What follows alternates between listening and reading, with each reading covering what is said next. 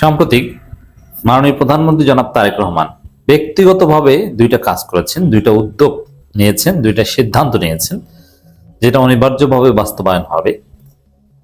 সেই সিদ্ধান্ত জামাত এনসিপির মন জয় করতে পেরেছে, বিরোধী দলের মন জয় করতে পেরেছে। ইটস ভেরি সিগনিফিকেন্ট এবং বাংলাদেশের রাজনীতিতে এটা অত্যন্ত তাৎপর্যপূর্ণ, জিওপলিটিক্সেও এটা অত্যন্ত তাৎপর্যপূর্ণ এবং রাজনীতিতে ওভারঅল এটা একটা মহা সুখবর।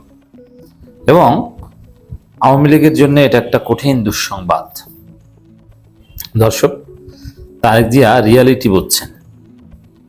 প্রথমে বলে নি যে এই সিদ্ধান্ত, আমি এখন যে দুইটি বিষয় আলোচনা করব, এটা ব্যক্তিগতভাবে তারেক রহমান নিতে বাধ্য হয়েছেন। তার দলের ভিতরে একটা বড় অংশ তার এই সিদ্ধান্তের বিরুদ্ধে, কিন্তু বাংলাদেশের রিয়ালিটি এটা যে দলের প্রধান কোনো একটা কিছু বললে অনেকের মনের মধ্যে যাই থাকুক না কেন, তারা সেটা উল্টে বলতে পারেন না। যদি প্রধানমন্ত্রী হন তাহলে তো কথাই থাকে না। বিশেষ করে যখন দল ক্ষমতায়, তখন দলের প্রধান বা প্রধানমন্ত্রীর বক্তব্য শিরোধার্য। মনের মধ্যে যাই থাকুক না কেন, বিদেশি শক্তির এজেন্ট হিসাবে তার কাছে যতই অ্যাসাইনমেন্ট থাকুক না কেন। এটা হাসিনার ক্ষেত্রে দেখেছি, তারেক রহমানের ক্ষেত্রে দেখেছি। এজন্য আমরা যে মন্ত্রী পরিষদ দেখি কিংবা দলের স্থায়ী কমিটির সদস্য দেখি, এগুলো কিছুই না, সবকিছুর মূল হচ্ছে তারেক রহমান। তিনি যেটা বলবেন সেটা।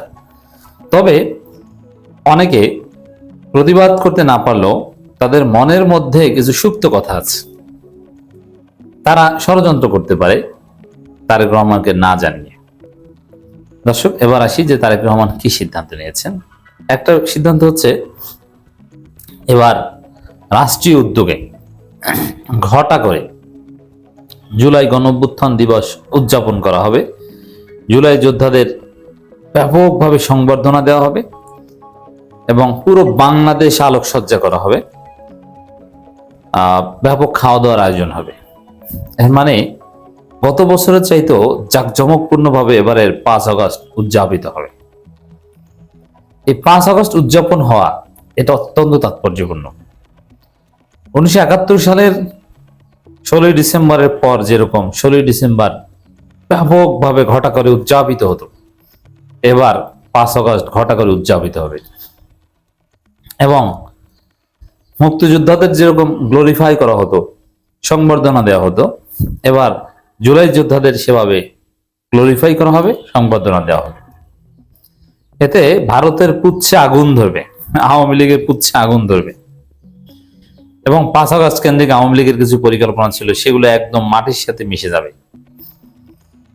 বিশেষ করে তারেক রহমান ফিল করছেন, এখানে তারেক রহমান ঘুরে ফিরে এটা রিয়ালাইজ করছেন যে বাংলাদেশকে বাঁচাতে হলে, তাকে বাঁচতে হলে, তার দলকে বাঁচাতে হলে, আওয়ামী হায়নার থাবা থেকে বাংলাদেশকে বাঁচাতে হলে 5 আগস্টের চেতনা ধারণ করার কোনো বিকল্প নেই।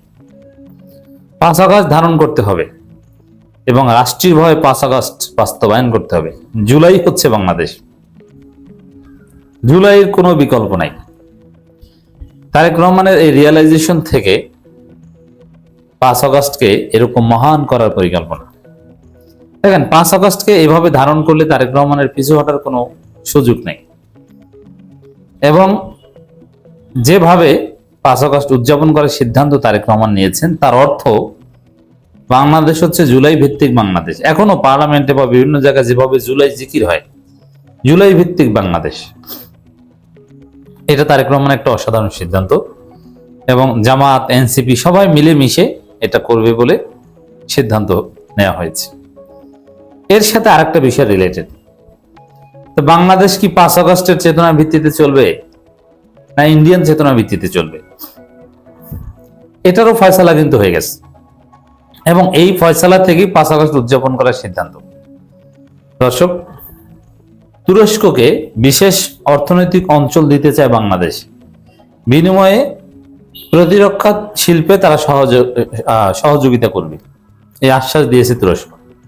এবং এজন্য প্রতিরক্ষা মন্ত্রণালয় পর্যায়ে, পররাষ্ট্র মন্ত্রণালয় পর্যায়ে কমিটি গঠন হবে।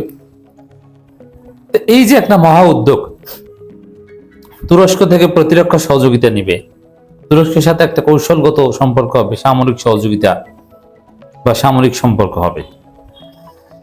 এই সিদ্ধান্ত নেওয়া সম্ভব হয়েছে বলেই 5 আগস্ট উদযাপন করার সিদ্ধান্ত নেওয়া সম্ভব হয়েছে। একটার সাথে একটা রিলেটেড। যেমন বাংলাদেশ যদি ইন্ডিয়ান হেজিমনির মধ্যে আটকে থাকতো, তাহলে এই 5 আগস্টকে এভাবে গ্লোরিফাই করতে পারতো না। যদি ভারতের তাবেদার হয়ে থাকতে হতো, আওয়ামী লীগ যেভাবে ছিল, বা যেভাবে নির্বাচনের আগেও ভারতের প্রভুত্ব বিএনপি গ্রহণ করেছিল, ওইটার উপরে যদি তারেক রহমান ইস্তেকামাত থাকতেন, এটা একটা চালাকি, ফরেন পলিসিতে এটা হয়।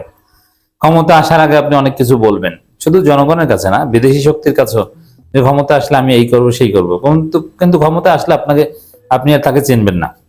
এটা শুধু জনগণের সাথে হয় তা না, বিদেশি শক্তির সাথে হয়। তবে কিছু কিছু ক্ষেত্রে যে এটা পজিটিভ, তার একটা প্রমাণ তো আপনারা দেখলেন। যেমন ক্ষমতা আসার আগে ইন্ডিয়ার কথা শুনবো, এই দেবো সেই দেবো, অনেক কিছুই তো বলেছিল তারেক রহমান।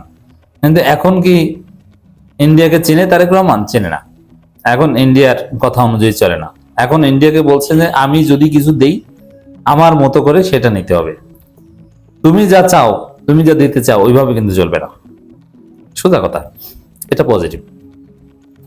এখন ইন্ডিয়ান বলয় থেকে বাংলাদেশ বের হয়ে পাকিস্তান, চীন, তুরস্ক বলয়ে যেতে পেরেছে বলেই 5 আগস্টকে ধারণ করতে পেরেছে, এবং 5 আগস্টকে ধারণ করতে হচ্ছে। ইন্ডিয়ান তাবেদার হয়ে যতদিন থাকবেন ততদিন আপনাকে মুক্তিযুদ্ধ ব্যবসা করতে হবে। 5 আগস্টকে আপনি এইভাবে গুরুত্ব দিতে পারবেন না। এমনকি 72 সংবিধানের জিকির, এটাও কিন্তু কমে গেছে। মজা না? হ্যাঁ। তো দর্শক, এই যে দুইটা বিষয়, যে ইন্ডিয়ান বলয় থেকে বের হয়ে তারেক রহমান তুরস্ক, পাকিস্তান, চীন বলয়ে গেছেন, এবং 5 আগস্টকে ধারণ করছেন, জুলাইকে ধারণ করছেন, এই বিষয়টা জামাত এনসিবিকে ব্যাপকভাবে খুশি করেছে। এবং জামাত এনসিবির লোকজন প্রকাশ্যে বলছে যে ফরেন পলিসিতে বিএনপি খুব ভালো করছে, অথচ বিএনপির ফরেন পলিসি নিয়ে 1 সপ্তাহ আগেও সমালোচনা ছিল।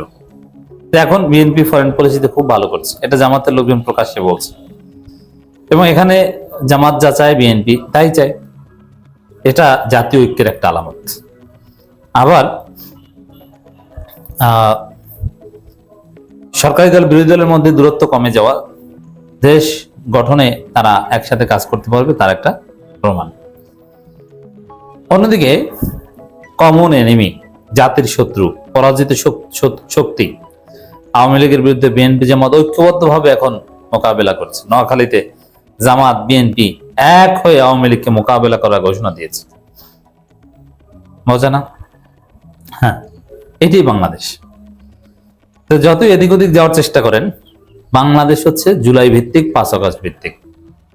অতএব, এবং জুলাই সনদও বাস্তবায়ন এটা করতে হবে। ইউনূস ওদিক থেকে যে নাড়াচাড়া শুরু করেছেন, এখন পর্যন্ত বাংলাদেশের পেপার পত্রিকা ওটা আসেনি। ইউনূসের যে চাপ, খলিলুর রহমান তো প্রকাশ্যেই খেলছেন, তাতে জুলাই সনদ বাস্তবায়ন করতে তারেক রহমান বাধ্য হবেন।